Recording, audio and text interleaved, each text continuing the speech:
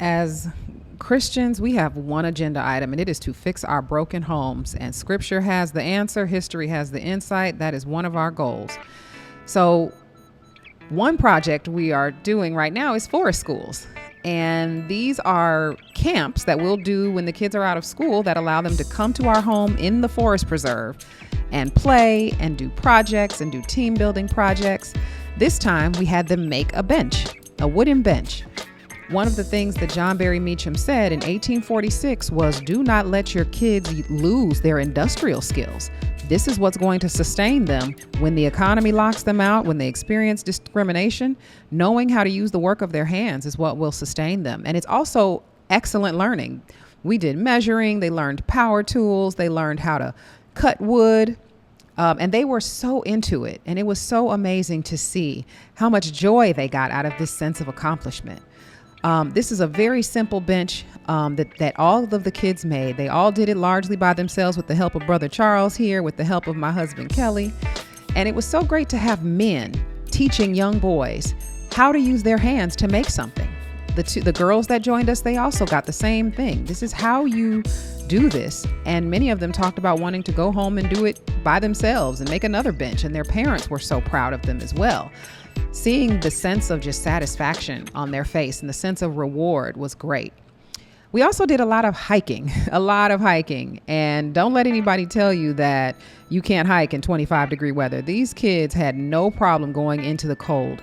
I think one of the most fascinating things to me is how much wonder and awe we have when we are in natural settings. We want to use screens all the time for entertainment, and we want to use all of these manufactured forms of engagement, but you can take kids into a natural setting and they are awestruck. They will entertain themselves with climbing and learning about trees and diving into leaf piles. And then when they got cold, we brought them in for a break.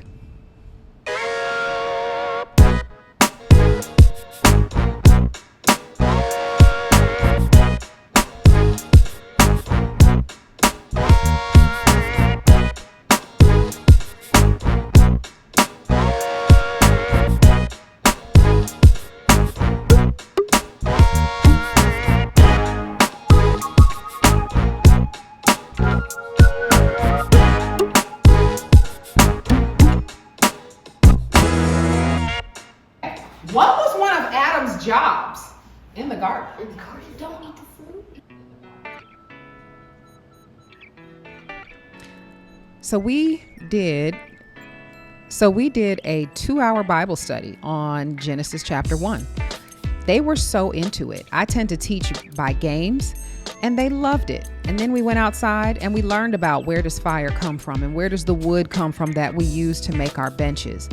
It's amazing how kids are engrossed in learning about creation when it's taught to them in a very hands-on way. This is us at the end of the day making s'mores. That fire is roaring. Brother Charles is making sure everybody is safe.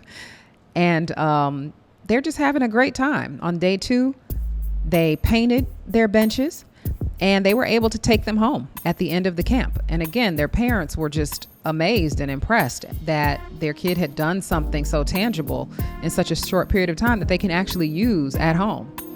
This is what we're supposed to be doing with our kids, right? Scripture tells us we are responsible for training our kids. We cannot outsource this. We can't expect schools to do it. We can't expect churches to do it. We as a body of believers have to come together to train our kids in the teachings of Scripture and the life skills that will help them set themselves apart when the persecution comes.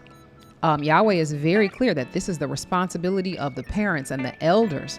So that's what our goal is with this forest school camp, is to give kids an alternative outside of school where they can come and learn life skills and learn Scripture. And we will see where the Most High takes us with this. The sky is the limit, and we're ready to go wherever He wants this to go.